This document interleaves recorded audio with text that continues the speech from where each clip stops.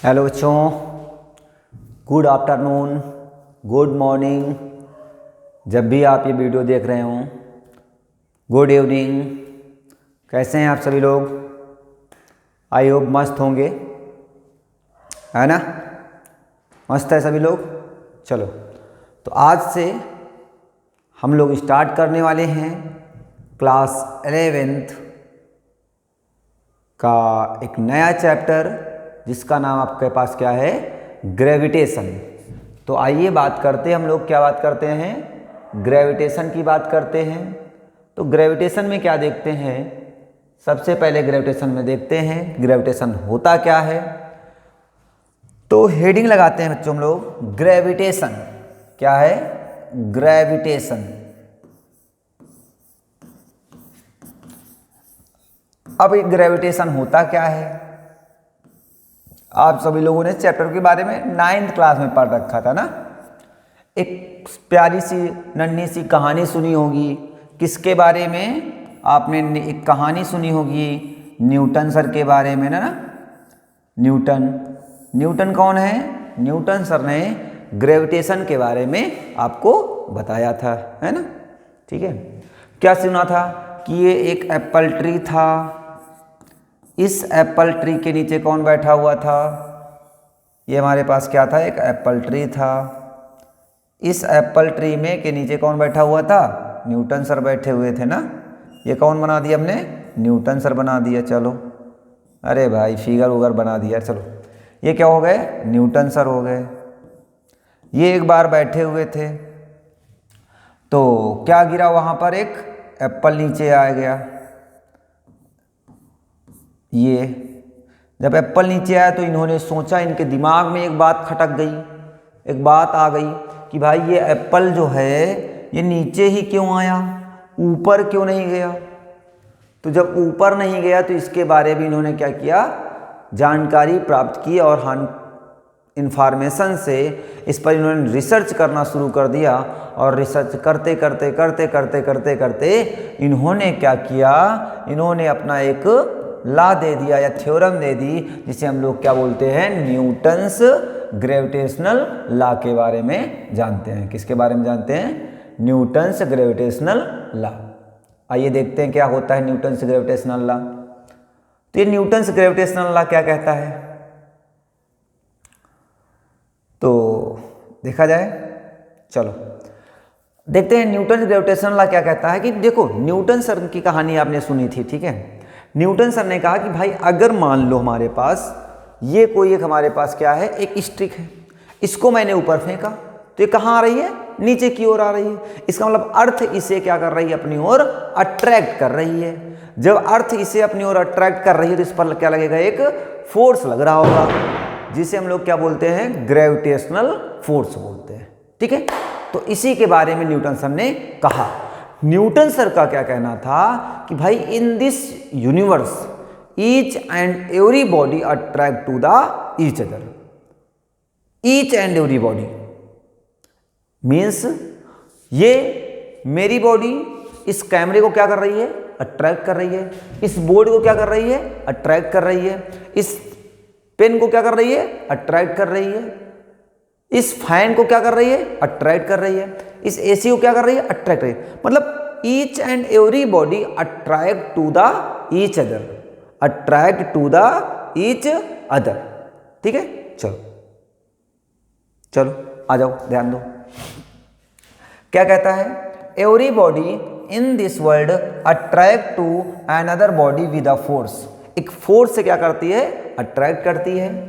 Whose magnitude is directly proportional to the product of the their masses. ये क्या है? इसका मतलब क्या समझो, समझाने चाह रहे हैं हमको। इन्होंने क्या बताया कि भाई अगर हमारे पास एक बॉडी ये है, इस बॉडी का मास कितना है? m1, और एक अनदर बॉडी हमने ले लिया जिसका मास कितना हमारे पास है? m2। ये डिफरेंट डिफरेंट मास की टू बॉडीज हैं। अब ये बॉडी हैं तो इनके बीच इनके क्या होंगे? सेंटर्स होंगे। ये बॉडी है जिसका मास क्या है? m1, और इस बॉडी का मास कितना है? m2। इसका ये सेंटर है और इसका ये सेंटर है। इन दोनों के सेंटर के के बीच की डिस्टेंस हमने कहा कितनी है, r है। डिस्टेंस कितनी है, r है। जब ये डिस्टेंस r हो जाएगी, ये डिस्टेंस r हो गई, तो बताया क्या गया कि भाई इनके बीच में क्या लगेगा, एक फोर्स लगेगा। क्या लगेगा भैया, फोर्स अप्लाई होगा। और ये जो फोर्स होगा, ये जो फोर्स होगा, कहा गया कि जो फोर्स एक्ट करता है वो डायरेक्टली प्रोपोर्शनल टू होता है product of the their masses. F is directly proportional to m1 and m2। इससे मैंने क्या किया, इक्वेशन फर्स्ट लेट कर लिया। ठीक है, क्या बताया, ये तो बोला दिस फोर्स मतलब दो बॉडीज के बीच में लगने वाला अप्लाई होने वाला force of attraction is always directly proportional to product of the their masses m1 and m2। ये दो मासेस हो गए, m1 एंड m2। और क्या होता है, इनवर्सली प्रोपोर्शनल। देखो लिखा हुआ है, ये क्या हो गया भाई, गड़बड़ हो रहा है क्या, गड़बड़ हो रहा है क्या, गड़बड़ हो रहा है क्या, गड़बड़ हो रहा है क्या। देखो अच्छा, देखो क्या बताया था, फिर से देख लेते हैं एक मिनट। क्या बताया गया कि भाई एक बॉडी ये है और एक अनदर बॉडी ये है। इसका मास कितना हमारे पास है, m1 मास है, और इसका मास कितना है, m2। इसका सेंटर ये है और इसका सेंटर ए है। ये मान लो बॉडी ए है और ये बॉडी बी है। इनके बीच की डिस्टेंस कितनी है, r। तो क्या कहता है, इनके बीच में एक फोर्स अप्लाई होगा, क्या होगा, F। हमने कहा इसके बीच में फोर्स कितना है बेटा, F फोर्स है। तो कहा गया कि जो फोर्स है ना, इन दोनों बॉडी के बीच में जो अप्लाई होने वाला फोर्स है F है, वो डायरेक्टली प्रोपोर्शनल टू होता है product of the their masses. और क्या, inversely proportional to the distance between the them. और ध्यान से देखिएगा क्या लिखा हुआ है, and inversely proportional to the square of the distance between their centres. इसका मतलब जो ये फोर्स है, ऐसा नहीं कि ये अट्रैक्शन है तो कहीं पर भी कैसे भी अट्रैक्ट कर लेगा, नहीं, ये जो फोर्स है उनके बीच में लगने वाली लाइन ज्वाइनिंग पर ही एक्ट करता है। इसका मतलब ये अट्रैक्शन है तो ऐसा नहीं कहीं से भी अट्रैक्ट कर लेगा, नहीं, एक लाइन ज्वाइन, दोनों को मिलाने वाली लाइन पर ही एक्सिस करता है। ठीक है, चलो, तो ये हो गया F is directly proportional to m1 m2 हो गया, F is directly proportional inversely proportional to 1/r हो गया। अब अगर हम बात करें from equation first and second से बात करते हैं, दोनों के LHS क्या हैं, सेम है। तो क्या हो जाएगा, F is directly proportional to हो जाएगा आपका m1 m2 अपान क्या हो जाएगा, r स्क्वायर। अब हमें पता है कि प्रोपोर्शनल का साइन हटेगा तो क्या आता है, फिजिक्स में कांस्टेंट आता है। तो हमने कांस्टेंट क्या बोल दिया, कैपिटल G बोल दिया। कांस्टेंट क्या है, कैपिटल G। और क्या हो जाएगा हमारे पास, m1 m2 upon r square. तो ये आ गया F equal to G m1 m2 upon r square आ गया। ठीक है, क्या आ गया, F is equal to G m1 m2 upon r square. Clear. चलो अब देखो यहां पर ये प्रोपोर्शनल का मतलब क्या होता है और इनवर्सली प्रोपोर्शनल का मतलब क्या होता है। एक वर्ड लिखा है डायरेक्टली प्रोपोर्शनल बेटा, और एक लिखा हुआ है आपके पास क्या, इनवर्सली प्रोपोर्शनल। तो डायरेक्टली प्रोपोर्शनल का मतलब क्या होता है और ये इनवर्सली प्रोपोर्शनल का मतलब क्या होता है, समझ लो। डायरेक्टली प्रोपोर्शनल का मतलब क्या है कि अगर मास इंक्रीज करेगा तो फोर्स भी क्या करेगा, इंक्रीज करेगा। देखो अगर छोटे छोटे पार्टिकल्स होंगे, इसका मतलब क्या है, अगर पार्टिकल्स छोटे छोटे हैं तो मास कम है, उनका मास क्या है, कम है। अगर मास कम होगा, मास क्या होगा, कम होगा, लेस होगा, तो फोर्स भी क्या होगा, लेस होगा। अगर मास हैवी है तो मास हैवी होने पर फोर्स भी क्या होगा, आपका हैवी लगता है। ये कहता है कि जब भाई फोर्स मास इंक्रीज करेगा बॉडी का, तो बॉडी का फोर्स भी क्या करता है, इंक्रीज करता है। ठीक है, पहली चीज तो ये बताता है। दूसरी, कहता है कि आर इज इनवर्सली प्रोपोर्शनल होता है फोर्स के। तो इसका मतलब डिस्टेंस जब इंक्रीज करेगी तो फोर्स क्या करेगा, डिक्रीज, और जब डिस्टेंस डिक्रीज करेगी तो फोर्स क्या करेगा, इंक्रीज करेगा। मतलब क्या समझ में आया कि अगर मान लो एक बॉडी यहाँ पर है, एक बॉडी यहाँ पर है, अगर ये बॉडीज क्लोज होंगी तो फोर्स क्या होगा, मोर होगा। अगर इन्हीं बॉडीज को क्या कर दिया जाए, फार अवे कर दिया जाए तो क्या हो जाएगा, लेस हो जाएगा। फोर्स क्या कर जाएगा, लेस कर जाएगा। क्यों, क्योंकि डिस्टेंस क्या कर गई है, इंक्रीज कर गई, और जब डिस्टेंस इंक्रीज करेगी तो फोर्स क्या करेगा, डिक्रीज करेगा। ये लाइन बताती है। तो यही ग्रेविटेशनल लॉ है। दोनों इक्वेशन को मिला लिया, दोनों इक्वेशन को मिलाने पर क्या आ गया, F is equal to G m1 m2 upon क्या आ गया, r स्क्वायर आ गया। F is equal to G m1 m2 upon क्या हो गया, r स्क्वायर। बात समझ में आ गई, चलें आगे, ठीक है, इतनी बात नोट कर लो, क्लियर। चलो छापो जल्दी से, चलें आगे फिर। तो क्या आ गया हमारे पास, F is equal to G m1 m2 upon r square. चलें आगे, मिटाया जाए, चलो चलो आगे देखो, आगे देखते हैं। तो ये बताओ पहले हमें बेसिकली मिला क्या, हमें मिल गया है, तो अब ध्यान दो, जो कैपिटल जी आया वो कैपिटल जी की वैल्यू, कैपिटल जी की वैल्यू के बारे में अगर मैं बात करूं तो कैपिटल जी जो आया वो क्या था, the value of capital G calculated by the Cavendish. इसका मतलब जो कैपिटल जी था आपके पास, अभी कैपिटल जी था,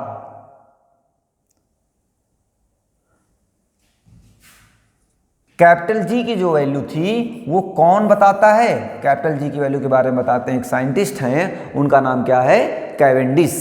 क्या नाम है, कैवेंडिश। तो अभी आपने सीखा कि F इज इक्वल टू क्या होता है, F इज इक्वल टू पढ़ाया आपको जी m1 m2 अपान क्या है, r स्क्वायर, जहां पर F क्या है आपका, फोर्स है, और ये कैसा फोर्स है, it is always attractive force, it is always attractive force, है ना, it is always attractive force. और स्मॉल जी क्या है, कैपिटल जी क्या है आपका, इसे हम लोग कांस्टेंट बोलते हैं। और m1 क्या है, m1 is the mass of first body, और m2 क्या है, मास ऑफ सेकेंड बॉडी है। क्या है, mass of second body.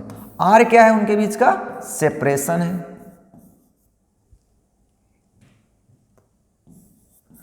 r क्या है, सेपरेशन है, या क्या कह सकते हैं उनके बीच की डिस्टेंस है, ठीक है, सेपरेशन बोल दो या फिर क्या बोल दो, डिस्टेंस बोल दो, है ना। तो अब बात आती है कि यूनिट और value of the capital G की यूनिट और क्या होती है, यूनिट क्या होती है इसकी, कैपिटल जी की, इसके बारे में आइए डिस्कशन करते हैं, ठीक है। चलो और ध्यान दो, चलते हैं आगे। तो मिलता क्या हमारे पास, थोड़ा सा इसको पीछे करते हैं, ऊपर करते हैं, और हाँ ये आ जाओ। तो हमारा बेसिकली क्या मतलब है, हम लोग बात करने जा रहे हैं वैल्यू ऑफ कैपिटल जी। तो अभी हमने सीखा बेटा F इक्वल टू क्या होता है, जी m1 m2 upon r square, ठीक है। तो अगर इसको हम यहाँ पे 1 लेट कर लें तो क्रॉस मल्टीप्लाई करा देंगे, तो हो जाएगा F r square equal to G m1 m2, क्या हो जाएगा, जी m1 m2। अब ये मल्टीप्लाई में इधर किस में आएगा, डिवाइड में आ जाएगा। देखो इतना किस में है, मल्टीप्लाई में है, इधर किस में आ जाएगा, डिवाइड में आ जाएगा। तो कैपिटल जी इक्वल टू क्या बनेगा, बचेगा आपके पास F R square upon m1 m2, m1 m2, ठीक है। तो ये हमारे पास बेसिकली एक फार्मूला आ गया, F G equal to F R square upon m1 and m2। और इस कैपिटल जी को बोलते क्या हैं, कैपिटल जी को बोलते हैं यूनिवर्सल, क्या बोलते हैं, universal gravitational, universal gravitational constant.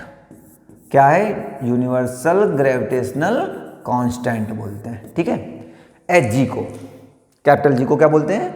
Universal gravitational constant बोलते हैं, है ना। चलो आगे सुनो भाई। तो आगे मेरे पास क्या है, अब बात आती है इसकी यूनिट की बात कर लेता हूं। चलो पहले तो यूनिट की बात कर लेता हूं, क्या होती है इसकी यूनिट। तो देखो इसकी यूनिट क्या होती है, इसकी यूनिट ध्यान दो भाई, capital G equal to F क्या है, फोर्स, फोर्स की यूनिट क्या होती है, न्यूटन, इनटू आर क्या है, डिस्टेंस, डिस्टेंस की यूनिट क्या होती है, मीटर। इसका क्या लगा हुआ था, स्क्वायर, तो स्क्वायर लगा दिया अपान। फिर क्या बचा हमारे पास, m1 m2। m1 क्या है, mass, mass of the first body, किस में मेजर करेंगे, केजी में। m2 क्या है, mass of the second body, किस में मेजर करेंगे, केजी में। तो क्या हो जाएगा, ये फाइनली हमारे पास आ गया Newton metre square per KG, KG into KG क्या हो जाएगा, केजी स्क्वायर। तो ये कैपिटल जी की यूनिट क्या होती है, newton metre square per KG square, newton metre square per KG square. ठीक है, समझ में आ रही बातें, क्लियर है ना, ठीक है, दिख रहा है अच्छे से। चलो भाई, दिख रहा है अच्छे से, सभी को दिख रहा है ना, दिख रहा है ना, ठीक, दिखना भी चाहिए, अच्छे से दिखना चाहिए। नहीं दिख रहा तो चश्मा लगवा लो, है ना, नहीं दिख रहा है तो चश्मा लगवा लो भाई, जिसको भी ना दिखे चश्मा लगवा सकता है, लगवा लो। तो इसलिए मैंने लगवा रखा है, मुझे नहीं दिख रहा था, आप लोग भी लगवा लो। अब बात आती वैल्यू, तो इसकी वैल्यू क्या होती है, इसकी वैल्यू होती है 6.67 इंटू 10 की पावर माइनस का 11। क्या होती है, 6.67 इंटू 10 की पावर माइनस 11। ये वैल्यू फिक्स है, क्या है, वैल्यू फिक्स है। यूनिट क्या होती है, newton metre square per KG square.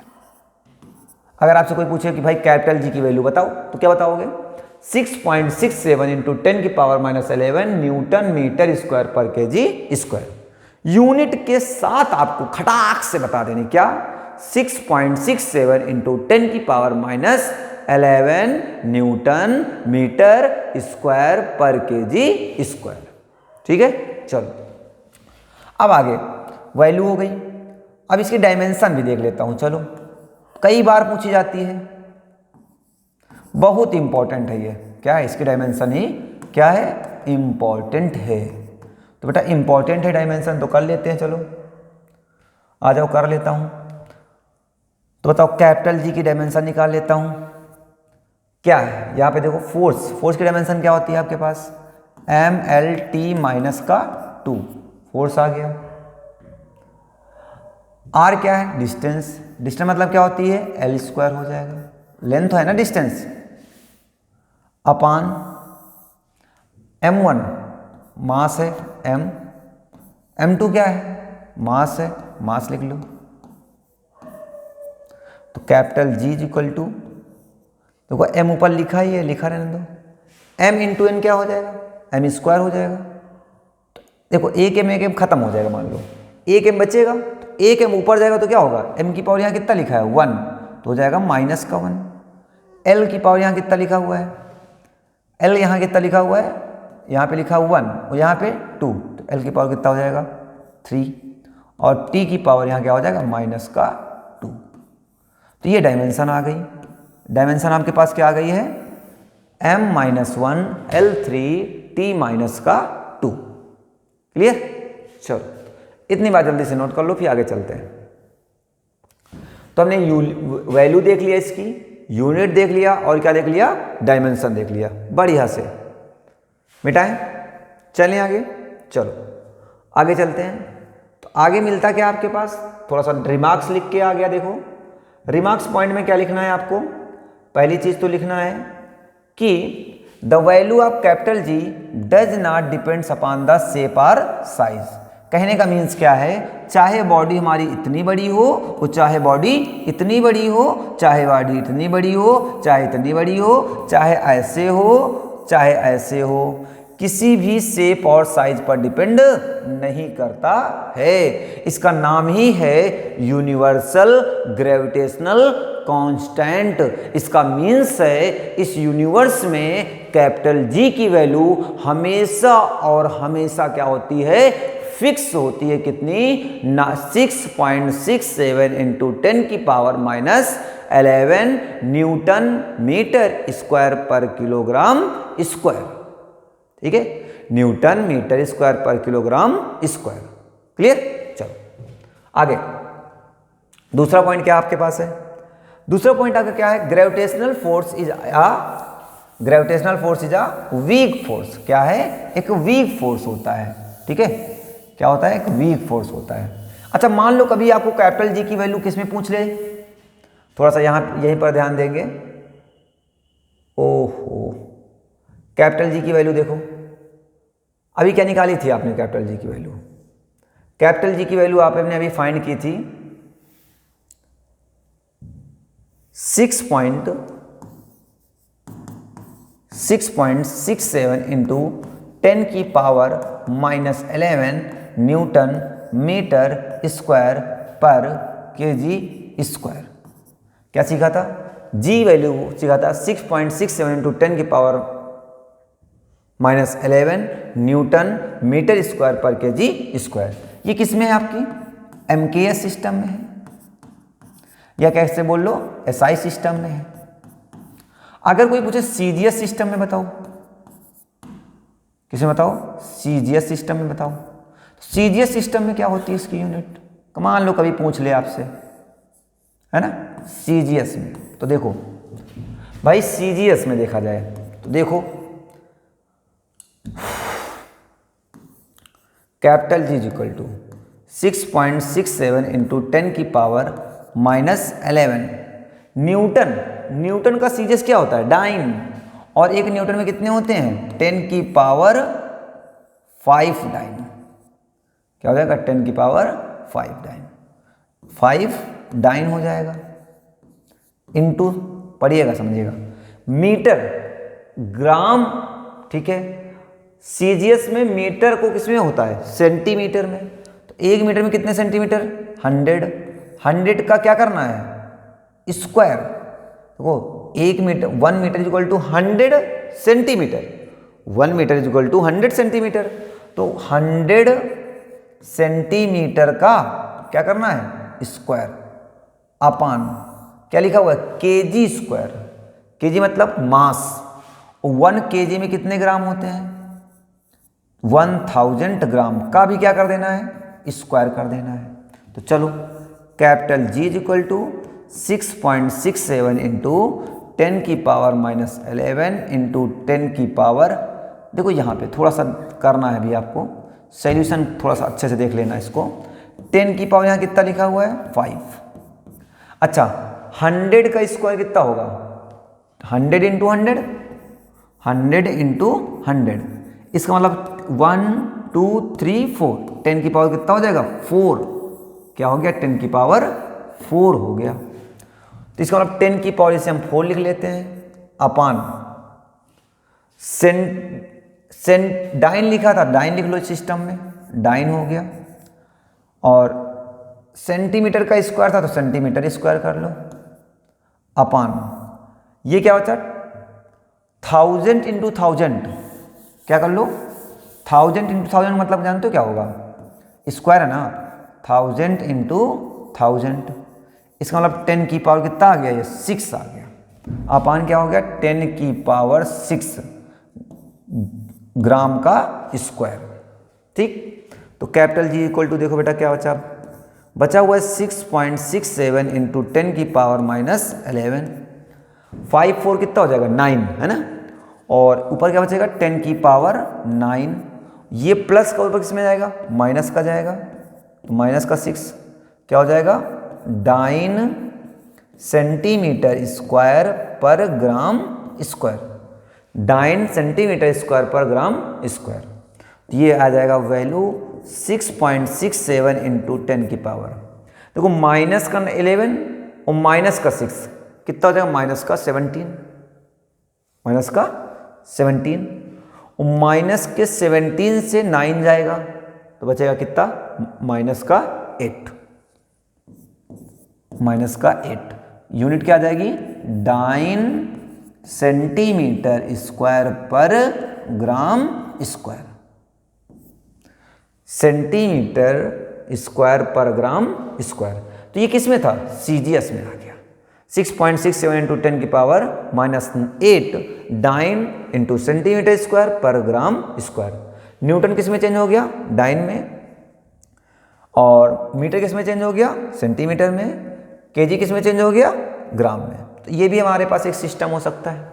ठीक है, समझ में आ रही बातें, नोट कर लो भाई। कभी भी पूछा जा सकता है आपसे, पूछा जाए तो बता दीजिएगा कि ऐसा ऐसा भी हो सकता है। ठीक है, कोई परेशान होने की बात नहीं है ना, हम हैं तो क्या गम है। आओ आगे, चलो आगे। हाँ, अभी बात किया था gravitational force is a weak force.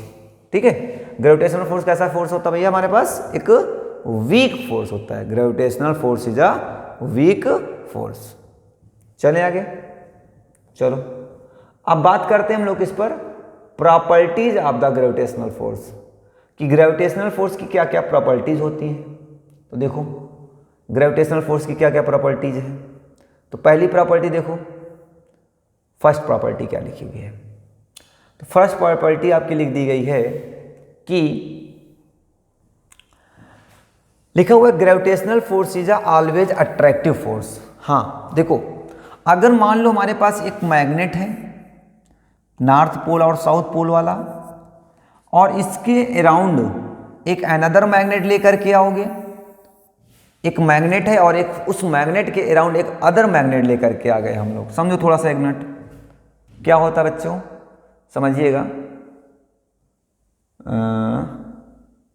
इधर चलो ना, ठीक है, आ जाओ। अच्छा समझो क्या मतलब है कि अगर मान लो हमारे पास एक कोई चार्ज है, चार्ज हमारे पास कितने टाइप से होते हैं, 2 टाइप से, पता है चार्ज कितने टाइप से होते हैं, 2 टाइप से होते हैं। सबको पता है कि चार्ज हमारे पास कितने टाइप से होते हैं, 2 टाइप से।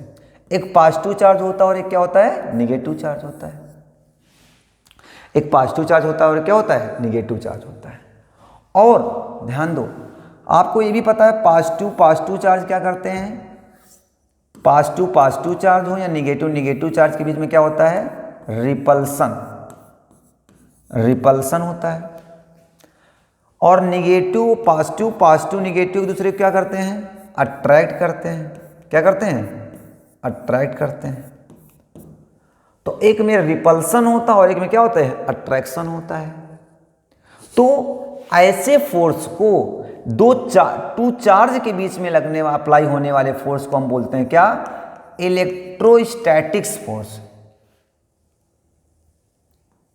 इलेक्ट्रोस्टैटिक्स फोर्स बोलते हैं, इलेक्ट्रोस्टैटिक्स फोर्स। ठीक है, अब इलेक्ट्रोस्टैटिक्स फोर्स जो हो सकता है वो कैसा हो सकता है, अट्रैक्शन का भी प्रॉपर्टी रखता है और रिपल्सन की भी प्रॉपर्टी रखता है। और क्या कर सकता है, अट्रैक्ट भी कर सकता है और रिपल भी कर सकता है। इसी तरीके से अगर हम एक मैग्नेट की बात करें तो मैग्नेट में आपने देखा कि मैग्नेट में कितने पोल होते हैं, 2 पोल्स होते हैं। एक नॉर्थ पोल होता है और एक क्या होता है बेटा, साउथ पोल होता है। तो आपको पता है नॉर्थ पोल या फिर साउथ पोल एक दूसरे को क्या करते हैं, रिपेल करते हैं। मतलब लाइक पोल्स, लाइक है ना, नॉर्थ साउथ क्या है, like poles repel to the each other, while north south या साउथ नॉर्थ ये क्या करते हैं, एक दूसरे को अट्रैक्ट करते हैं। इनमें क्या होता है, अट्रैक्शन होता है। तो अब इस तरीके के फोर्स को हम क्या बोलते हैं, ऐसे फोर्स को हम बोलते हैं इलेक्ट्रोमैग्नेटिक फोर्स। क्या बोलते हैं, इलेक्ट्रोमैग्नेटिक फोर्स। इलेक्ट्रोमैग्नेटिक फोर्स क्या होता है, टू चार्ज के बीच में अप्लाई होने वाले फोर्स को इलेक्ट्रोस्टैटिक्स फोर्स, और 2 मैग्नेट्स के बीच में अराउंड होने वाले फोर्स को इलेक्ट्रोमैग्नेटिक फोर्स बोलते हैं। क्या ये बात समझ में आ गई कि इलेक्ट्रोमैग्नेटिक फोर्स क्या है। तो electromagnetic force, the force acting between the 2 poles, north pole and south pole. This may be attractive as well as repulsive, and electrostatics force also may be attractive and repulsive. But अगर हमारे पास एक body ये है और एक body ये है, इन दोनों के बीच का सेपरेशन हमारे पास क्या है, r है, तो इनके बीच में भी एक फोर्स अप्लाई होगा और इसका मास m1 और इसका मास क्या है, m2। इसके बीच में अप्लाई होने वाले फोर्स का नाम है, हमने क्या बोला, F। F क्या है हमारा, ग्रेविटेशनल फोर्स है। कैसा फोर्स है, ग्रेविटेशनल। और ग्रेविटेशनल जो फोर्स होता है, gravitational force is always attractive, it is always attractive force, it never repulsive force. ये क्या होगा हमारा, हमेशा और हमेशा कैसा करता है, अट्रैक्ट करता है। क्या ये बात क्लियर हो गई पॉइंट में? चलो समझ गए, नोट कर लेना आप, अपने समझने के लिए सारी चीजें नोट करते चलो, बढ़िया से प्रॉपर तरीके से नोट्स बनाते चलो, प्रॉपर नोट बनाते चलो, मजा आ जाएगी पूरी तरीके से, एकदम एकदम मजा आने वाली है। बस पढ़ाई करते रहो मन लगा करके, है ना। चलो अब देखो, अब दूसरा पॉइंट देखो जरा इसका। सेकंड पॉइंट क्या था आपका, सेकंड पॉइंट कहता था, हाँ पहला फर्स्ट पॉइंट देखो, gravitational force is always attractive force while electromagnetic and electrostatic force is attractive and repulsive force. ये पॉइंट, फर्स्ट पॉइंट क्लियर हो गया सभी को। अट्रैक्टिव फोर्स और रिपल्सिव फोर्स बात समझ में आ गई। Electrostatics force and gravitational force, electrostatics force and electromagnetic forces are attractive or repulsive forces, but gravitational force is always attractive force। ठीक, चलो आगे अगला क्या है, it does not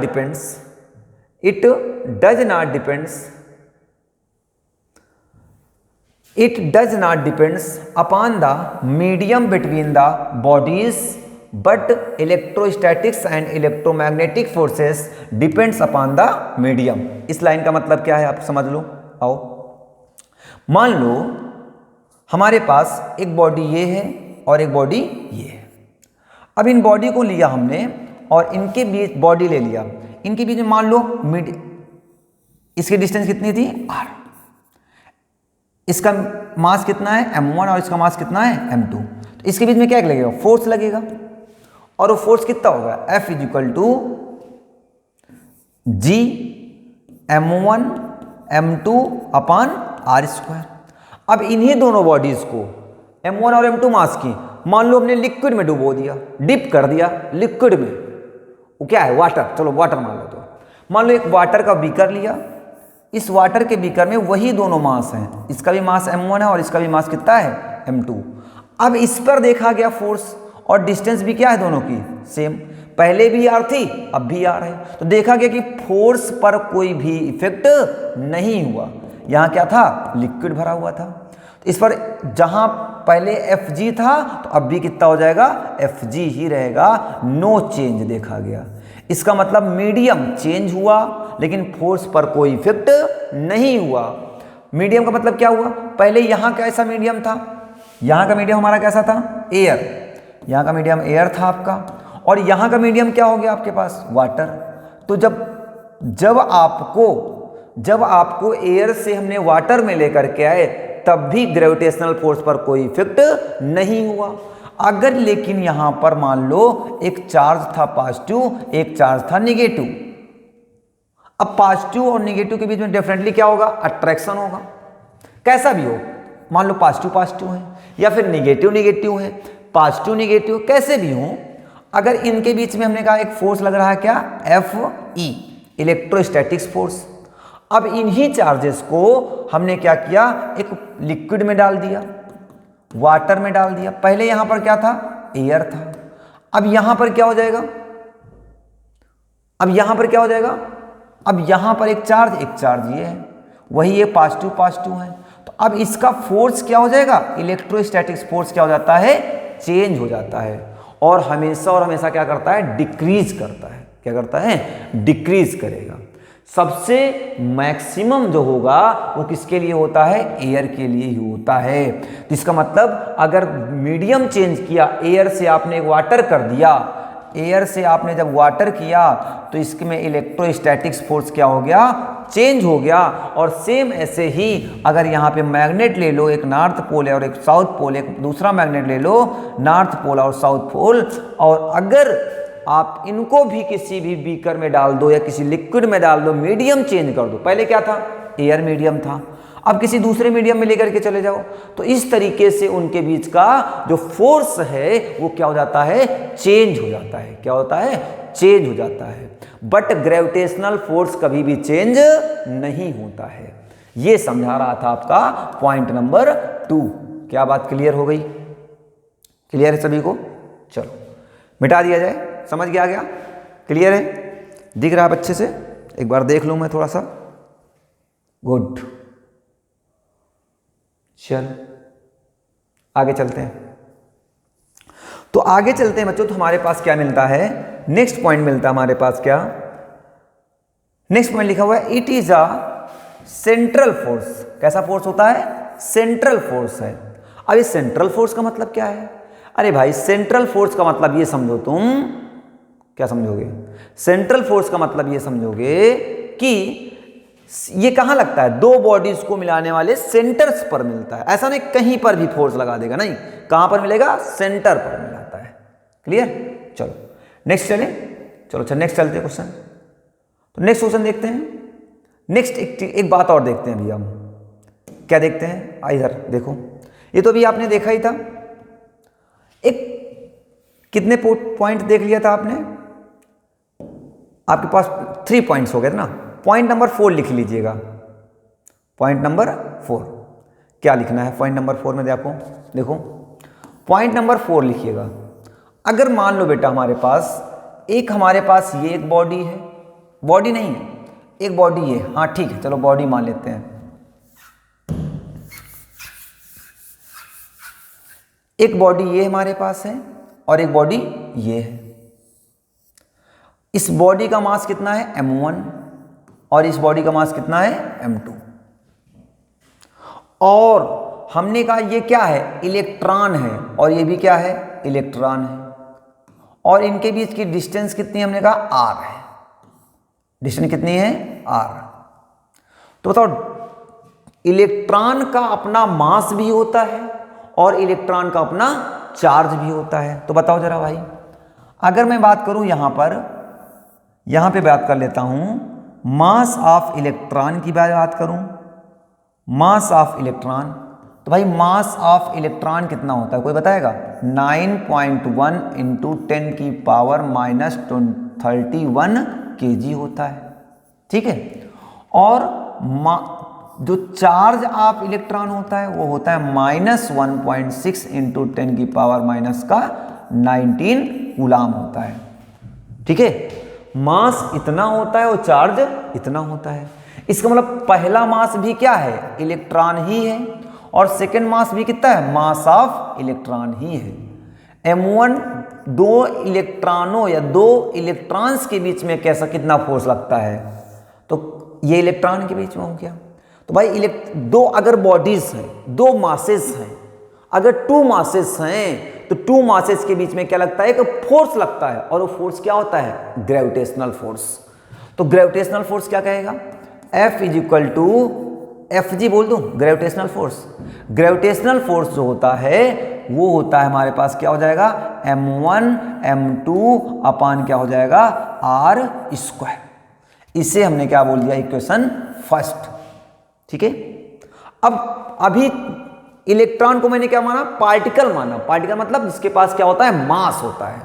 अब इलेक्ट्रॉन को अगर हम चार्ज मान के काम करें, तो इलेक्ट्रॉन को मैंने क्या मान लिया, चार्ज मान लिया। चलो अब एक चार्ज हमारे पास Q1 है, वो Q1 क्या है, इलेक्ट्रॉन है, और एक चार्ज हमने क्या ले लिया, Q2 ले लिया, और Q2 भी क्या है आपका, इलेक्ट्रॉन है। इनके बीच का सेपरेशन क्या है, वही है, जितना पहले था उतना ही अभी भी है, R ही है।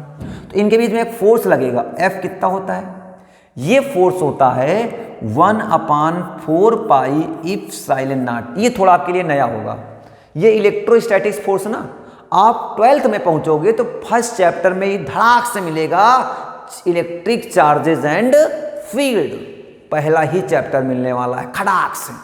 हाँ, कोई बात नहीं, एकदम राट याद कर लो, electrostatics force 1/4 pi epsilon naught होता है Q1 इंटू Q2, और Q1 इंटू क्या होता है, Q2 अपान होता है R स्क्वायर। इसे इक्वेशन हमने कैलकुलेट कर लिया सेकेंड। ये इक्वेशन फर्स्ट हो गया और इक्वेशन क्या हो गया है, सेकेंड हो गया। अब क्या किया जाए, हमने कहा दोनों को डिवाइड कर दो, equation second divide by equation first कर दिया। तो डिवाइड में क्या होता है बच्चों, सभी को पता है, LHS को LHS के साथ और RHS को RHS के साथ डिवाइड कर दिया जाता है। तो कर दो भाई, तो क्या हो जाएगा हमारे पास, FE अपान क्या बना देगा, FG बना देगा, मतलब इलेक्ट्रोस्टैटिक्स फोर्स अपान ग्रेविटेशनल फोर्स भाई, है ना। चलो आगे आगे आ जाओ, तो इसको डिवाइड करो, तो क्या हो जाएगा 1/4 pi epsilon not into Q1 बचेगा क्या, Q1 इंटू Q2 upon R square upon G M1 M2 upon R square.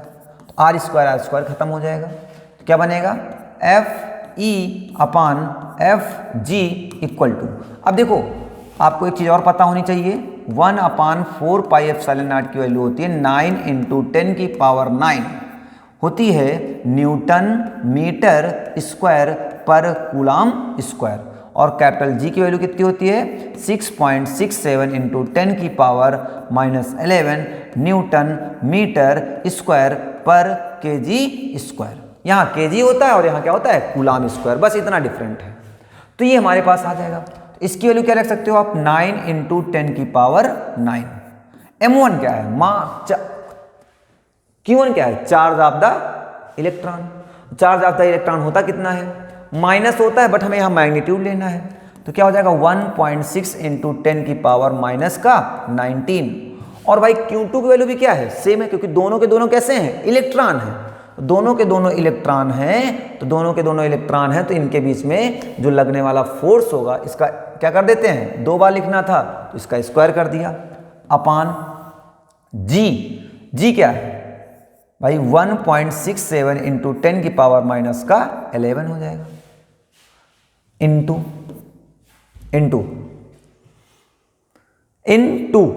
ठीक है। आ जाना देखना क्या होता है, M1 what is the M1, M1 is the mass of the electron, mass of the electron कितना है 9.1 इंटू 10 की पावर -31 का M2 भी सेम ही है, इसका क्या कर दिया हमने, स्क्वायर कर दिया। तो ये हमारे पास क्या आ गया, FE upon FG is equal to, अरे भाई इसको सॉल्व करोगे तो ये आएगा 10 की पावर 41, कितना आ जाएगा 10 की पावर 41 अप्रॉक्स कितना आएगा 10 की पावर 41। तो इसका मतलब जो ग्रेविटेशनल फोर्स, जो इलेक्ट्रोस्टैटिक्स फोर्स है वो 10 की पावर 41 टाइम्स होता है, किसका भैया, ग्रेविटेशनल फोर्स का। आई बात समझ में। तो ये 10 की पावर कितनी टाइम्स होता है, 10 की पावर 41 टाइम्स होता है। सोचो कितना बड़ा फोर्स है। हमने कहा था ना gravitational force is a very weak force, तो कितना वीक फोर्स है आपको समझ में आ गया होगा, बहुत ही ज्यादा वीक फोर्स है। कितना है, बहुत ही ज्यादा वीक फोर्स होता है। क्लियर, चलो समझ में आ गई बातें। चलो तो ये हमारे पास क्या आ जाएगा, इस तरीके से हम क्या कर सकते हैं, वैल्यू को सॉल्व कर सकते हैं। ये आएगा आपका 10 की पावर 43, क्या हो जाता है 10 की पावर 43, या इसको ऐसे भी फॉर्म लिख सकते हैं हम। इसका मतलब इलेक्ट्रोस्टैटिक्स फोर्स जो होता है वो ग्रेटर होता है, और ग्रेविटेशनल फोर्स जो होता है वो क्या होता है, वेरी वीक फोर्स। कितना वीक है, 10 की पावर 43, जानते हो कितना होता है भाई, 1 के आगे 43 जीरो लगाओ, पढ़ के बताना, कमेंट करके मैं बताना कितना लिखा हुआ है, dot dot dot dot 43 times, बताना कितने टाइम्स होता है, ठीक है, कमेंट में बता देना मैं। चलो इसका मतलब ये क्या मतलब निकल के आया कि भाई जो ग्रेविटेशनल फोर्स है वो बहुत ही वीक फोर्स है, किसके कंपैरिजन में, इलेक्ट्रोस्टैटिक्स फोर्स के कंपैरिजन में। देखो सोचो 10 की पावर 43 टाइम्स होता है, या फिर ऐसे समझ सकते हो जो ग्रेविटेशनल फोर्स होता है वो 10 की पावर -43 टाइम्स होता है किसका? इलेक्ट्रोस्टैटिक्स फोर्स का। ग्रेविटेशनल फोर्स जो है वो 10 की पावर -43 टाइम्स है किसका? इलेक्ट्रोस्टैटिक्स फोर्स का। ठीक है, ग्रेविटेशनल फोर्स इज 10 की power -43 times of the electrostatics force. Clear है? चलिए आगे, ये बात समझ में आ गई। कहने का मतलब समझो, क्वेश्चन में ऐसे पूछ लिया जाए, कह दिया जाए कि भाई अगर what is the force, how many times of the electrostatics force acting between the two electrons, two electron के बीच में लगने वाले फोर्स कितने टाइम्स होगा? तो भाई कितने टाइम्स होगा? तो दो इलेक्ट्रॉन के बीच में लगने वाला जो इलेक्ट्रोस्टैटिक्स फोर्स होता है वो 10 की पावर 43 टाइम्स होता है किससे? ग्रेविटेशनल फोर्स से। यह कह सकते हैं जो ग्रेविटेशनल फोर्स होता है 10 की पावर -43 टाइम्स होता है किससे? किससे? इलेक्ट्रोस्टैटिक्स फोर्स से। ठीक है, चलो क्लियर इतनी बातें? नोट कर लो जल्दी से, नोट करो, मजा आ जाएगी आपको। एक एक बातें आपकी क्या हो जाएंगी? क्लियर हो जाएंगी। वीडियो थोड़ा सा लंबा हो रहा होगा, कोई बात नहीं है, आप पढ़ते चलें, आप बेहतर समझ में आएगा ना। ठीक है, चलो आगे चलें। अब यहां पर बच्चों देखो, अगर मैं यहां पे क्या कर दूं, यहां पर इलेक्ट्रॉन ना बोल करके क्या बोल दूं? अगर मैं यहां पे क्या कर दूं? प्रोटॉन कर दूं, तो बताओ, अब बताओ चार्ज ऑफ प्रोटॉन कितना होता है हमारा, या मास ऑफ प्रोटॉन कितना होता है?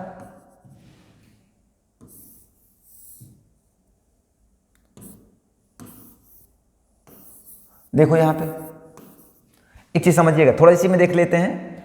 मास ऑफ प्रोटॉन जो होता है बेटा 1.675 इंटू 10 की पावर -27 kg होता है, और जो चार्ज ऑफ प्रोटॉन होता है वो +1.6 इंटू 10 की पावर -19 कूलाम होता है। तो ध्यान दो, अगर कोई दिया जाए कि दो प्रोटॉन के बीच में लगने वाला फोर्स क्या होगा, दो प्रोटॉन्स के बीच में लगने वाला फोर्स, सब कुछ सेम रहेगा, सब कुछ सेम रहेगा, सब कुछ सेम रहेगा। बट अब आप क्या करना है, यहां पर क्या कर देना है आपको? वैल्यू चेंज कर देनी है, और यहां पे क्या वैल्यू रखनी है आपको? 1.675 इंटू 10 की पावर -27 kg, उसका क्या कर देना है? होल स्क्वायर कर देना है। जब आप इसको सॉल्व करेंगे ना, जब आप इसको सॉल्व करेंगे तो क्या आएगा? जब आप इसको सॉल्व करेंगे तो ये आपके पास आएगा। देखो यहां mass of charge of proton same ही होता है, चार्ज ऑफ इलेक्ट्रॉन और चार्ज ऑफ प्रोटॉन क्या होता है? सेम होता है, बट मास चेंज हो गया। तो ये होगा आपके पास जो Fe आएगा वो 10 की पावर 36 टाइम होता है किसका? Fg का। मतलब इलेक्ट्रोस्टैटिक्स फोर्स जो है वो 10 की पावर 36 टाइम है किसका? ग्रेविटेशनल फोर्स का। ठीक है, चलो अब सुनो बेटा, या हम कह सकते हैं जो ग्रेविटेशनल फोर्स है वो 10 की पावर -36 टाइम होता है किसका? इलेक्ट्रोस्टैटिक्स फोर्स का। ये भी बात कह सकते हो, दोनों एक ही बात है। एक नया सा चीज, नई सी चीज निकल करके आ गई, Fg = -36 Fe आ गया। ठीक है, पक्का? चलो चलें आगे, समझ में आया? मजा आई? चलो आएगी भाई, आएगी, टेंशन लेने का नहीं है, सब कुछ क्लियर होगा, एक एक बात क्लियर हो जाएगी। काहे परेशान हो? कुछ भी पूछा जाए आपसे सब कर लेंगे आप। हाँ देखो, मिटा दे, मिटाए, आगे आओ। अच्छा कुछ और भी क्वेश्चन ले लेता हूं। जैसे मान लो क्वेश्चन नंबर 1 हमने ले लिया, क्या बोला? पहले समझ लीजिएगा, इसमें कई सारे क्वेश्चन मैं आपको समझा दूंगा। पहला क्वेश्चन है, मान लो बेटा हमारे पास एक बॉडी है जिसका मास कितना है m1, और एक अनदर बॉडी कितना है जिसका मास कितना है m2। इसके बीच में बेटा हमने कहा कि इनके सेपरेशन कितना है r। तो बताओ अगर दो बॉडीज हैं उनके बीच में एक सेपरेशन है तो क्या लगेगा? उनके बीच में एक फोर्स लगेगा, और वो फोर्स कितना होता है? F = G m1 m2 upon क्या होता है? r²। इसमें कोई किसी को दिक्कत ही नहीं होनी चाहिए। F m1 m2 अपान क्या होता है? r²। F इजिकल टू क्या होता है, जी m1m2 अपान क्या होता है, आर स्क्वायर हो जाता है। ठीक है सर, आगे चलते हैं बेटा। तो ठीक है, अब क्वेश्चन देखो, केस नंबर 1 हमने ले लिया। केस फर्स्ट में हमने कहा कि इस बॉडी का जो है मास कितना कर दिया जाए, मास कर दिया जाए डबल, मास डबल कर दिया जाए, ईच मास, कैसे मास, ईच मास डबल कर दिया जाए।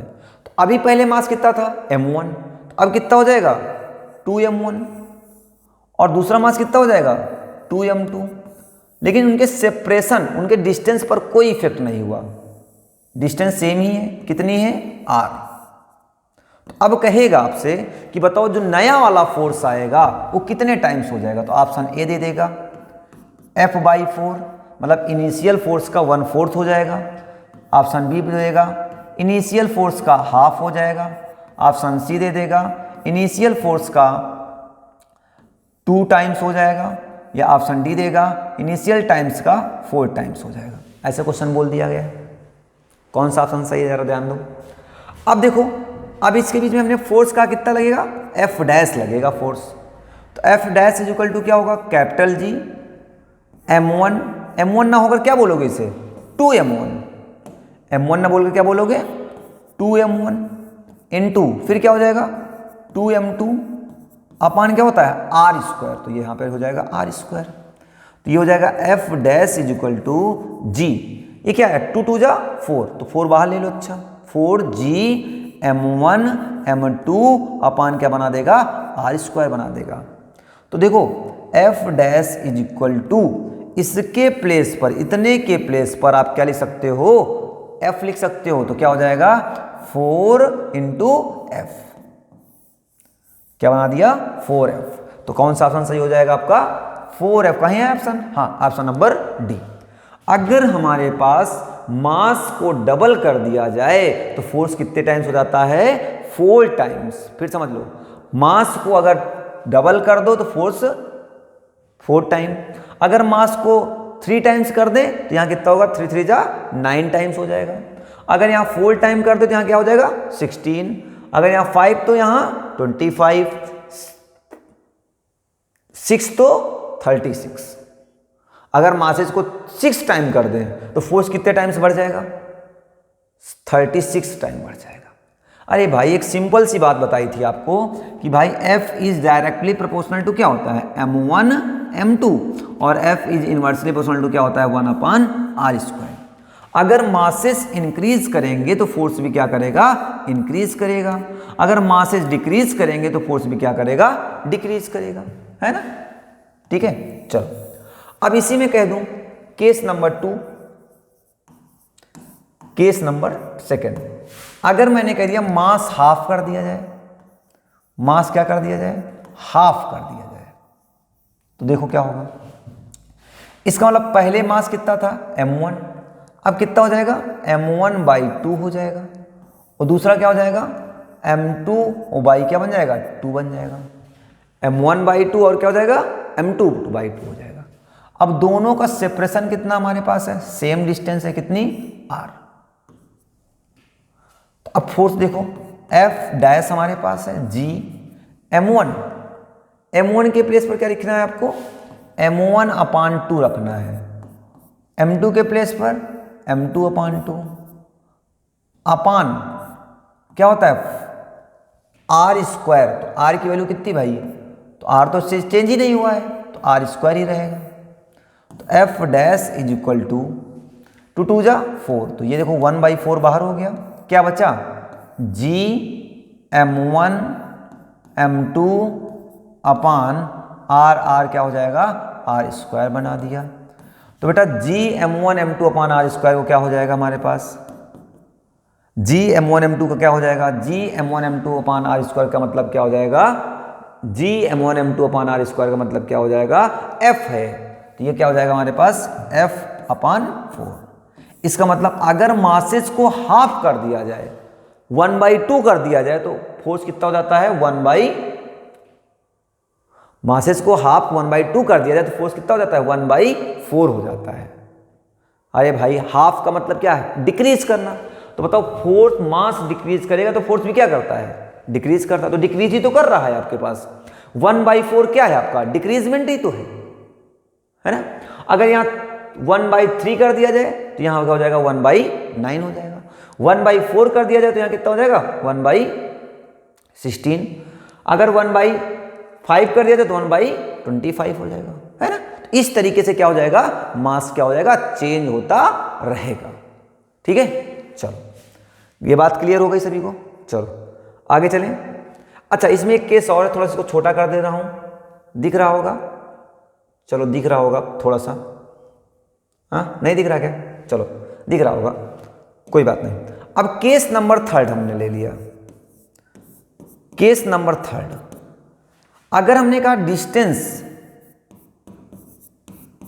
डिस्टेंस आर को क्या कर दिया जाए, डबल कर दिया जाए। अब की आर को डबल कर दिया, डिस्टेंस डबल कर दिया। और बेटा जब डिस्टेंस डबल करेंगे तो इसका मतलब क्या है, मास पे कोई इफेक्ट नहीं डाला, मास पे कोई इफेक्ट नहीं डाला मैंने, केवल डिस्टेंस क्या कर दिए, डबल कर दी। तो बताओ एफ डैश इक्वल टू क्या बचेगा, जी m1 तो m1 ही रहेगा, m2 ही रहेगा, अपान r। r ना होकर क्या हो जाएगा, r इक्वल टू क्या हो जाएगा, 2r बन गया। तो क्या हो जाएगा, डबल मतलब 2r, उसका क्या करना है, स्क्वायर हो जाएगा। तो क्या हो जाएगा, F dash equal to G m1 m2 upon 4r square. तो देखो इतने के प्लेस पर हम लोग क्या लिख सकते हैं, इतने के प्लेस पर हम लोग लिख सकते हैं एफ डैश इक्वल टू, इतने के प्लेस पर लिख सकते हैं एफ अपान क्या बन जाएगा, 4 बन जाएगा। इसका मतलब फोर्स कितना हो जाएगा, 1/4। देखो भाई डिस्टेंस डबल किया ना, डबल का मतलब इंक्रीज किया आपने, और जब इंक्रीज करेंगे फोर्स तो डिस्टेंस इंक्रीज किया, तो डिस्टेंस इंक्रीज करने पर फोर्स क्या करना चाहिए, डिक्रीज ना। देखो डिक्रीज तो कर रहा है। जब आपने 2 टाइम्स किया तो यहाँ कितना करेगा, 1/4। अगर आप इसको 4 टाइम कर दो तो कितना हो जाएगा, अगर यार इसको 4 टाइम कर दो यहाँ पे डिस्टेंस, तो यहाँ कितना हो जाएगा, 16 टाइम्स, 1/16 हो जाएगा। अगर यहाँ 5 कर दो तो यहाँ 1/25 हो जाएगा, 6 कर दो तो यहाँ 1/36 हो जाएगा। तो इस तरीके से क्या हो जाएगा, चेंज होता रहता है। बात समझ में आ रही होगी।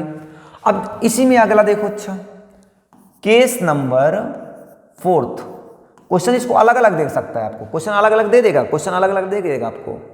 मैं तो एक क्वेश्चन कई सारी चीजें आपको समझाना चाह रहा हूं, कैसा भी क्वेश्चन बोले आपको यूज करना है।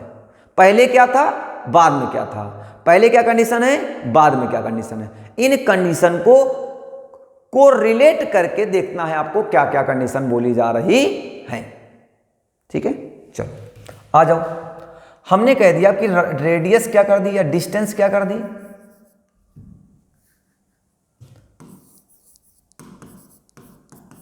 डिस्टेंस क्या कर दी भैया, हमने डिस्टेंस हाफ कर दी, इसका मतलब r/2 कर दिया। फोर्स पर कोई इफेक्ट नहीं पड़ा, फोर्स पर कोई भी इफेक्ट नहीं है। तो बेटा क्या बचेगा, F dash equal to G m1 m2 upon r/2 का स्क्वायर। तो F dash equal to G m1 m2 upon r²/4। तो 4 कहाँ जाएगा, ऊपर चला जाएगा। अरे यार भाई 4 बनेगा, जाकर 4 ऊपर चला गया। तो एफ डैश इक्वल टू, इतने के प्लेस पर बेटा हम लोग क्या लिख सकते हैं 4 into F. F dash equal to क्या हो जाएगा हमारे पास, 4f। जब डिस्टेंस को हाफ करेंगे, हाफ मतलब डिक्रीज, और जब डिस्टेंस डिक्रीज करने पर फोर्स क्या करता है आपका, इंक्रीज करता है। तो फोर्स क्या कर गया, इंक्रीज। r/2 किया तो 4 हुआ, r/3 किया तो यहां पर 9 हो जाएगा, यहां पर 4 तो यहां 16। क्लियर, बात समझ में आ रही है। चलो नोट कर लो, ये बढ़िया सा क्वेश्चन थे। आगे चलते हैं, कुछ क्वेश्चंस और लिखे हुए हैं, अभी 3 क्वेश्चन और कर लेते हैं, उसके बाद आगे बात करते हैं। ठीक है, चलो नोट कर लिया, मिटाया जाए, मिटाएं, आ जाओ। अच्छा मिटाते हैं। क्वेश्चन देखते हैं, अगला क्वेश्चन देखते हैं। तो नेक्स्ट क्वेश्चन आपका कुछ ऐसा लिखा हुआ बेटा, ध्यान दीजिएगा। तो नेक्स्ट क्वेश्चन कुछ इस तरीके से लिखा हुआ है आपका। क्या कह रहा है? कह रहा है calculate the force of attraction between two, calculate the force of attraction between two bodies, between two bodies, two balls लिखा हुआ है, two balls each masses 1 kg। मतलब एक बॉडी ये है जिसका मास हमारे पास m1 है और कितना हमारे पास है 1 kg है, फर्स्ट बॉल है, और ये सेकेंड बॉल है और इसका भी मास कितना हमारे पास है 1 kg। ईच बोला गया ना, ईच का मतलब m1 और m2 दोनों क्या है 1 kg है। When their centres are 10 centimetre, इसका मतलब इनके सेंटर के बीच की डिस्टेंस कितनी है 10 सेंटीमीटर। ये कितना है 10 सेंटीमीटर है। तो सेंटीमीटर में हम नहीं लेते हैं, किस में लेते हैं मीटर में लेते हैं। तो r की वैल्यू भाई कितना हो जाएगी 10 सेंटीमीटर है ना, सेंटीमीटर को मीटर में चेंज कर लो, 10 की अपान 100 कर लो, तो इसका मतलब 0 0 कैंसिल हो जाएगा, 1/10 और 1/10 मतलब 0.1 क्या मीटर। तो हो जाएगा r = 0.1 मीटर आ जाएगा। ठीक है, चलो आगे चलो। तो ये हो जाएगा हमारे पास 0.1 मीटर बन गया। क्लियर? आगे फाइंड क्या करना है, कह रहा है given calculate the force of attraction, इसका मतलब क्या फाइंड करना है F फाइंड करना है। तो भाई दो बॉडीज है, दो बॉडी के बीच फोर्स लगता है, क्या लगता है F = G m1 m2 अपान r², सबको पता है। ठीक है, तो F = G m1 m2 अपान r²। तो F = G, और G की वैल्यू बताओ कितनी है 6.67 × 10⁻⁻11 m1 क्या है mass of the first body, कितना है 1। m2 क्या है mass of the second body upon r, what is the value of r की वैल्यू कितनी है 0.1। इसका स्क्वायर लिखा है, तो स्क्वायर का मतलब 2 बार लिख लो भाई, नहीं समझ में आता है तो 2 बार लिख लो। स्क्वायर का मतलब क्या होता है 2 टाइम्स। यहां से पॉइंट हटाओगे तो यहाँ एक 0 आ गया, यहां से पॉइंट हटाओगे एक 0 और आ गया। तो F = क्या आ गया 6.67 × 10⁻⁻11। ठीक है, अब 10 की पावर कितना बन गया 2 बन गया। तो F = 6.67 × 10⁻⁻9। अरे भाई -11 से 2 जाएगा तो -9 बचेगा, और यूनिट क्या होती है इसकी न्यूटन। तो ये फोर्स की वैल्यू आ गई, F = क्या आ गया है 6.67 × 10⁻⁻9 न्यूटन। क्लियर? चलो भाई नोट कर लो जल्दी से। नेक्स्ट क्वेश्चन देखा जाए, मिटाया जाए भाई, मिटाया जाए, मिटाए, चलो ध्यान दो। नेक्स्ट, तो नेक्स्ट क्वेश्चन आपके सामने बेटा ऐसा कुछ लिखा हुआ है, कह रहा है पढ़िए जरा सभी लोग, एक बार ट्राई करेंगे, ट्राई करो, ट्राई करो। कह रहा 2 particles each of masses small m, इसका मतलब m1 कितना है आपका, m2 कितना है, दोनों इक्वल है, कितने हैं small m। Go around a circle of radius capital R। नहीं दिख रहा है क्वेश्चन, थोड़ा सा देखना पड़ेगा फिर से, ज़्यादा जूम कर दिया गया। ये अब दिख रहा होगा पूरा क्लियर, दिख रहा है, हाँ अब दिख रहा है। ठीक है, चलो आ जाओ, देखा जाए। हाँ, क्या कह रहा 2 particles of each masses small m, इसका मतलब क्या कह रहा है m1 = m2 = क्या दे रखा है आपको m दे रखा है, कोई बात नहीं। Go around a circular radius, एक सर्कुलर रेडियस है ये, इस सर्कुलर रेडियस पर एक बॉडी यहां पर रखी है और एक बॉडी यहां पे रखी, मान लो ये आपकी क्या है कि सर्कुलर रेडियस है। ये इसका क्या कहलाएगा, सेंटर। एक सेंटर यहां पर है, एक सेंटर यहां पे। अब इनके circular radius are under the action of the their mutual gravitational force find the speed of the each particle. अब ध्यान दो, कह रहा है एक बॉडी यहां पर रखी हुई है, मान लो भाई सरफेस पर ही रखी होगी, एक बॉडी यहां पर रखी हुई है, इसके सरफेस पर यहां पर है और एक बॉडी हमारी यहां पर है। एक बॉडी यहां पर है, ये इसका मास m1 है, एक बॉडी यहां पर है, इसका मास कितना है m2। ये इस पर क्या कर रहे हैं, मोशन कर रहे हैं। एक ये वाली बॉडी A जो है कुछ टाइम बाद यहां पर आ जाएगी, यहां पर, और ये वाली उठ के यहां पे आ जाएगी।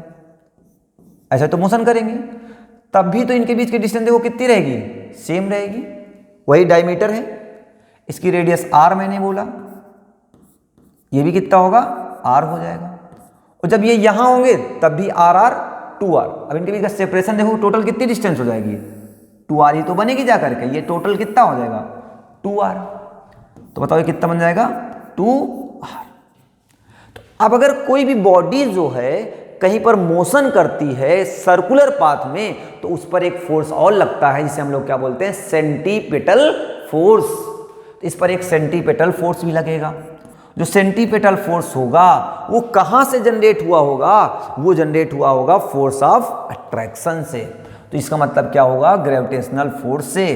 तो हम कह सकते हैं Fc जो होगा Fg के क्या होगा, इक्वल होगा। तो इसका मतलब क्या है, इसका मतलब है कि सेंटीपिटल फोर्स जो होगा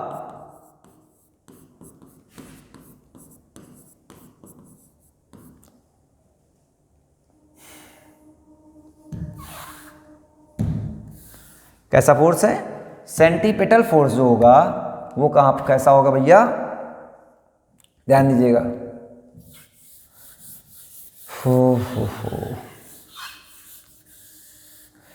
जब कभी भी कोई बॉडी किसी सर्कुलर पाथ पर मोशन करती है तो उस पर क्या लगता है कि सेंटीपिटल फोर्स लगता है। तो सेंटीपिटल फोर्स जो होता है क्या होता है, Fc इक्वल टू हो जाता है mv² बाई r। वो r आपकी क्या है, रेडियस कितनी है, कैपिटल R है, तो यहां पे रख दो कैपिटल R, इक्वेशन कैलकुलेट कर लो फर्स्ट। ठीक है, चलो क्लियर इतनी बातें। उसके बाद बेटा हमारे पास क्या जाता है, जो ग्रेविटेशनल फोर्स है, क्या ग्रेविटेशनल फोर्स जो होगा, ग्रेविटेशनल फोर्स, ग्रेविटेशनल फोर्स क्या होता है, ग्रेविटेशनल फोर्स होता है आपके पास Fg equal to G m1 m2 upon क्या होता है r²। r ना हो करके बताओ, दोनों m1 की वैल्यू कितनी है, m1 की वैल्यू कितनी है m, देखो m1 की वैल्यू m, m2 की वैल्यू m। तो m1 के प्लेस पर भी क्या रखो m, m2 के प्लेस पर m, g capital M small m, नहीं भाई दोनों स्मॉल m है, अपान r। m1 और m2 के बीच की डिस्टेंस कितनी है, इतनी r, इतनी भी r, r 2r। 2r का क्या होता है, स्क्वायर होता है, 2r स्क्वायर हो जाएगा। इसे इक्वेशन कैलकुलेट कर लिया सेकंड, दोनों इक्वल कर लो तो क्या हो जाएगा हमारे पास, mv² by r equal to capital G small m upon क्या हो जाएगा 2 का स्क्वायर 4, r इंटू आर क्या हो जाएगा r²। एक r कैंसिल हो गया, m से m कैंसिल हो गया, तो v² इक्वल टू क्या आ गया, g कैपिटल M अपान 4r। एक r भी बचा हुआ यहाँ पर, इधर से स्क्वायर हटेगा, इधर अंडर रूट आ जाएगा, तो v equal to under root क्या हो जाएगा, g कैपिटल नहीं इस g small m, g small m upon क्या बन जाएगा 4r। तो ये क्या आ जाती है, वेलोसिटी का फार्मूला आ जाता है। तो v equal to G M upon क्या आ जाएगा, 4r आ जाएगा, है ना। बात समझ में आई, आ रही समझ में। चलो नोट कर लो इतनी बातें। तो ये 2 क्वेश्चन थे आपके, ये आपके टॉपिक क्या हो, क्वेश्चन क्या हो गए, कंप्लीट हो गए। ठीक है, चलो। अच्छा, इस पे एक टॉपिक और आपको पढ़ा देता हूँ, एक टॉपिक नया पढ़ा देता हूँ। टॉपिक क्या है आपका, सुपरपोजिशन। क्या है, superposition. Superposition of forces. Superposition of forces का मतलब क्या है भाई, सुपरपोजिशन समझो। सुपरपोजिशन का मतलब क्या है, मिलना, किसी चीज का मिलना या एक से ज्यादा चीजों का सुपरपोजिशन। ध्यान दो, कहने का मतलब बेटा हमारे पास मान लो एक बॉडी हमारे पास क्या है, एक कैपिटल एम है। इस कैपिटल एम बॉडी पर एक कोई बॉडी ये हमारे पास है m1, एक बॉडी हमारे पास है m2, एक है m3 और एक क्या है m4। इसी तरीके करते करते करते करते कितनी बॉडी है, mn बॉडी है। ये हमारे पास डिस्टेंस हमने कहा r1 है, इसकी कितनी है r4 है, इसकी कितनी है r3 है, इसकी कितनी है r2 है और इसकी कितनी है, इसे सेंटर से सारी डिस्टेंसेस कहाँ से हैं, सेंटर से। ये भी सारी डिस्टेंस कहाँ से हैं, सेंटर से। इसका हमने कहा r1 है। तो कुछ नहीं करना भाई, तो हमारे पास force F is equal to क्या होता है, होगा F is equal to F1 vector plus F2 vector plus 2 F1 vector plus F2 vector plus F3 vector और plus dot dot dot dot dot dot कहाँ तक हो जाएगा, Fn वेक्टर होता है। इसका मतलब क्या होता है, एक वेक्टर सम होता है। क्या होता है, जो रिजल्टेंट होता है वो क्या होगा, एक वेक्टर सम होता है। F क्या है आपका, रिजल्टेंट है। एक रिजल्टेंट जो होता है वो क्या होता है, एक वेक्टर सम होता है। ठीक है, वेक्टर सम।